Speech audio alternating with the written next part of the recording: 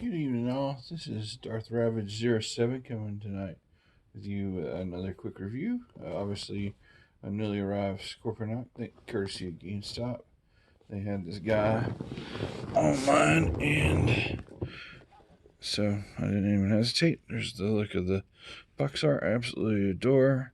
It's nice to see the Beast Wars getting in some action, coming up on the 25th anniversary. I'd like to thank all the 25th anniversary celebrations being led by Bacon and the folks over at T-Formers and the Rejecticons and other affiliates that are jumping in on that. And hopefully this is another nice video to throw in there and put that hashtag in there for the 25th. Once I get this guy uploaded to YouTube. And anyway, he transforms in 24 steps.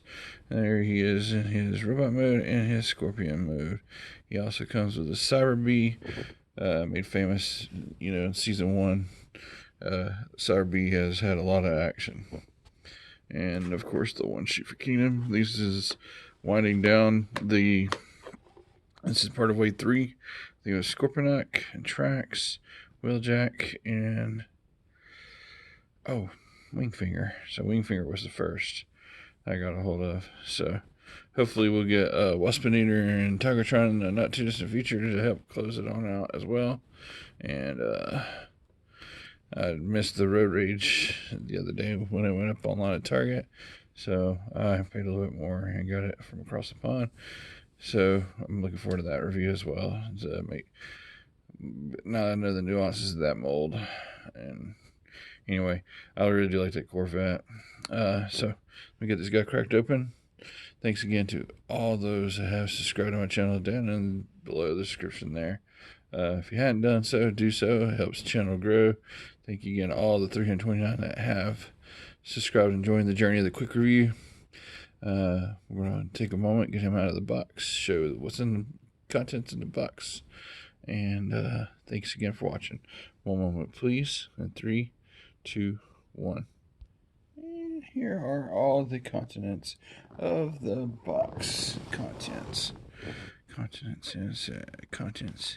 We have here the absolutely useless card, which we know how I feel about.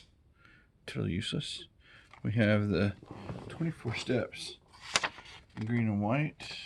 So there's your run through there, letting you see how to get old Scorponok into his Scorpion mode, which is right there at the end.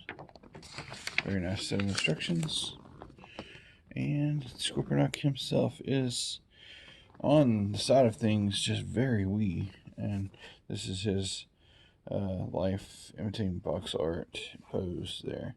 And the weeness of this guy is is a for real thing. He's got short stubby legs and bigger arms, and the whole thing is not quite what I was expecting. Let's go look at that head sculpt, because it is a pretty decent, albeit, man, it's true to the box art there. And he's got his little jewel there on his chest there. And just recently I got a hold of the Transform Element Stinger that does a lot better rendition of getting the total homage down to the Beast Wars. But this is what we got out of the box here as we go around the block.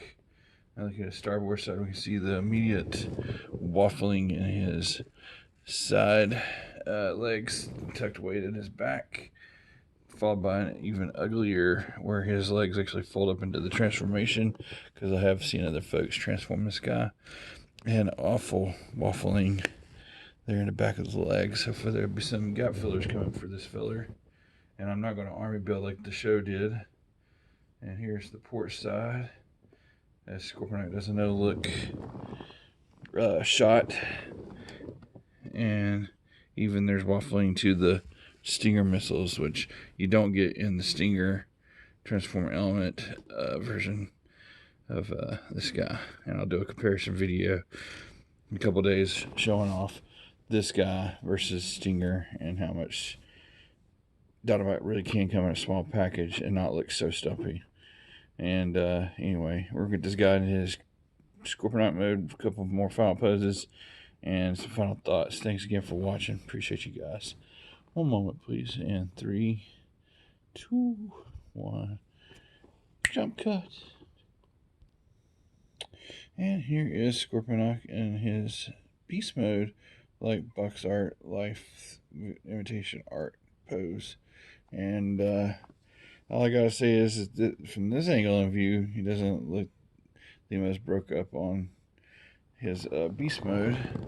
It's only when you start to fiddling with him, and you can see a little tiny Predacon symbol here on his shoulder there.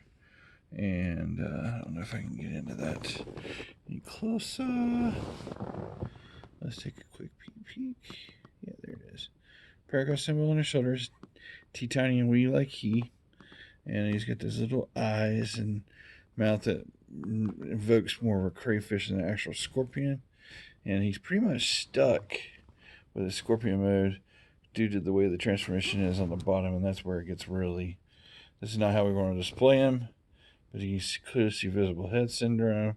They can't get his head to go down inside the chest any further. And then you simply fold over the left leg with the right leg going out the tail there. And it's just not ideal. I hate that because this was highly looked forward to, like tracks. And since my tracks had some QC issues, it seems like Wave 3 definitely after Wingfinger had some QC. I didn't get a hold of Wheeljack to see if his QC was still intact. He looks exactly like the Earthrise model, so I didn't get it. And I won't get the RC from Wave 2, the one that's shelf forms before the reset. Just keep going around the block here, and you can see how all this works out for Scorponok. He does look good until you get to the fiddly bits on the back side. And his legs are fiddly bits, but at least they fold up into some sort of style on the back side. There's port side, Scorpion mode, and if you're a completionist, you're going to want to get this, but he's in the show. He's an army builder, and I only know of one Scorponok, and the others are smirkers, for all as I care. This is still, I mean, with his flaws, I like this guy.